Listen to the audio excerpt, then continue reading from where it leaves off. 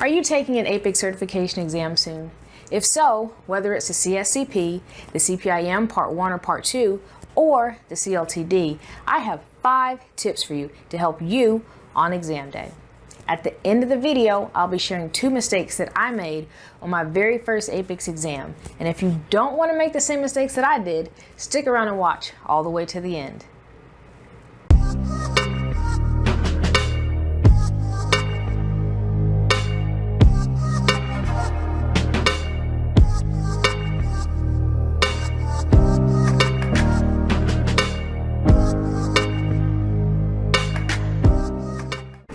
Hi, I'm Danielle, and welcome to Supply Chain Exams, the channel I created just for you to help you prepare for and pass your supply chain certification exam. Today's video is jam-packed with the 5 tips that I have for you for exam day. If you're looking for study tips leading up to your exam, check out the video I did last week. That was 5 study tips, and I will put a link to it up above. But today, we're talking all about exam day. Let's dive in. Tip number 1, answer all questions. The CSCP exam, the CPIM Part 1 and Part 2, and the CLTD exam all have 150 questions.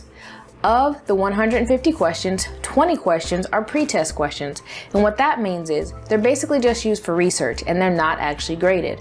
But you have no way of knowing which questions are those 20 questions. So you want to answer all the questions because you never know which ones are the ones that will be graded and which ones aren't. Another added benefit of answering all questions is that you only get credit or you only get points for questions answered correctly, and you do not lose points for wrong answers or blank answers. So it's best to answer every question and give yourself the most opportunity or the most potential to earn points. Tip number 2, flag questions for review. When you're taking the exam, you'll have the option to flag 1 or more questions for review. And what that means is when you get to a question, you will have the option to click the icon that's a flag. If you click that icon, when you get to the end of the test, or you get to the last question after you answer question number 150, you'll have the option to review your answers for all of the questions that you click the flag.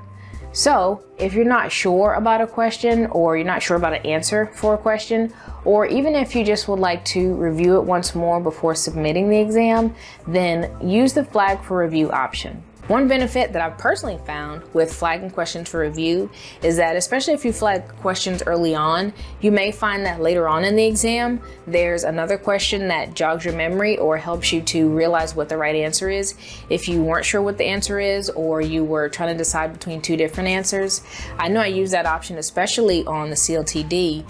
There was a question in the earlier part of the test that I flagged, and by the time I got to the end of the test, I realized that that earlier question, the answer that I picked was not the correct one. So I went back and changed it, all because of the later question that made me realize what the right answer truly was.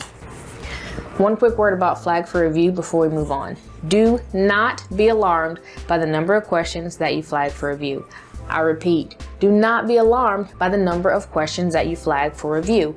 When I took the CPIM Part 1 and when I took the CLTD, I flagged a lot of questions for review. I'm telling you, a lot. So it doesn't matter whether you flag 1 or you flag every other one. Any question that you feel like you would like to take a second look at or you're not sure about, it's okay to flag it and come back to it. It's not a bad thing. It's not a bad sign. I was actually concerned about this during the exam, both of the exams actually. On the CPIM Part 1, I flagged some questions and I thought that, that was not a good sign, but got to the end, changed very few of them, and I ended up passing. Again, for the CLTD, I flagged even more questions for review. So I really was starting to get concerned during that exam. But like I said, I went back, reviewed them all. One of them I even changed because I knew it was wrong based on another question that came later. But do not be alarmed by the number of questions that you flag for review, because that doesn't mean that you're not doing a good job, and it certainly doesn't mean that you're not going to pass. Tip number 3, stay focused. Stay focused. Do not let anything get you distracted. Anything inside the room, anything outside the room. Keep the main thing, and keep your eye on the prize. You are there in that room to answer 150 questions, earn 300 points or higher, to get your certification. Don't let anything come between you and that. The main thing you don't want to do is to watch the clock. I was guilty of that. I walked into the exam with an idea of about what time I should finish. And when I realized that the clock had gotten to that time and I wasn't finished yet, I started freaking out for a second because I figured, why am I not done? This can't be a good sign. Something must be going wrong. Why am I not getting through these questions faster? But then I had to stop, take a breath, and realize this test is going to take however long it takes. You have 3.5 hours to answer the 150 questions if you have prepared properly up to that point. And again, I'll link to my 5 study tips video that can help you with that. But if you're prepared up to that point, that's plenty of time. So relax and stay focused. Tip number 4, don't get discouraged. These exams can be very challenging, even if you've done a great job of preparing leading up to your exam. There will be one or more questions, likely more, that challenge you. There may be some where you have no idea what the answer is. There may be some where you don't even understand what the question is asking. Don't get discouraged. Do your best and just stay encouraged. You never know. You may be doing better than you think. That happened to me.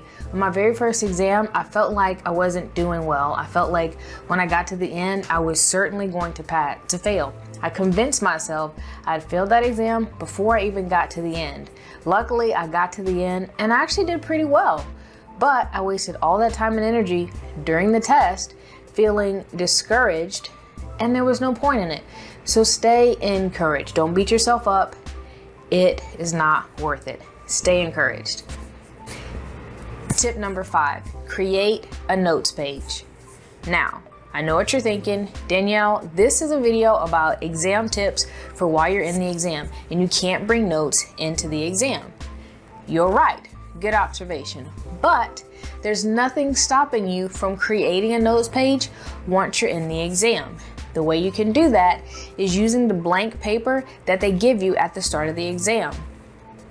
Most people use that page to solve problems that require equations or formulas or just math-related problems, and that's a good use for it. But an even better use for all or part of that page is to write down the things that you've memorized that you don't even want to have to think about once a question comes up that requires you to know that. Sometimes even if you know something and you have it memorized, once you get in a stressful situation, it can be difficult to recall it. So take that stress and that pressure off of yourself and write those things down as soon as you get into the test room. I'll give you an example. When I took the CLTD exam, before I ever answered the first question, I took the blank notes page that I was given and I wrote down things that I had memorized, things like the 11 Incoterms, the different forms of payment for international transactions, the 7 elements of a perfect order, all those sorts of things that you need to know for the CLTD that you may not have to regurgitate word for word, but you will need to know it in order to be able to apply it. And a lot of those questions are more about application than memorization, but without the memorization, you can't accurately apply it. So I wrote down those things and several others and used that as my notes page as I was taking the exam. I'll do a whole separate video just about notes pages and how to create one for the CLTD. Definitely one for the CPIM Part 1 also, because I have both of those handy, but also just in general, because I think this is something that a lot of people don't do, but would be very helpful. And those are my 5 tips for you for exam day. As promised, I have 2 mistakes that I want to share with you. I should say 2 more because I've shared a lot of mistakes in this video, but there are 2 mistakes that I made on my very first APICS exam that I want to share with you so you don't repeat my mistakes. The first mistake I made was answering a question before I read the whole question and all the options. So make sure you don't see a keyword or a key phrase and automatically think that you know what the answer is. Read the whole question all the way through, read each of the answers, and then decide what the right answer is. The second mistake I made was rushing. Don't rush. Take your time. You have 3.5 hours to finish 150 questions, which is enough time if you've studied before your exam. So like I mentioned in tip number 3, staying focused, don't watch the clock. Don't even think about how long it's taking. Just take your time and answer each individual question. You don't get extra points for taking less than 3.5 hours, and you don't lose points for using the full 3.5 hours. So just slow down, take your time, and don't rush. Today's question of the day is, what questions do you have about exam day? Think about it, let me know in the comments below, and I look forward to reading your comments and talking to you. That's it for today. Thank you for your time and for watching. If you haven't already, consider clicking the subscribe button so you don't miss out on any new videos about supply chain exams and exam-related topics. If you like the video, click the like button, and please share this video with someone you know that could be helped by it. Have a great day.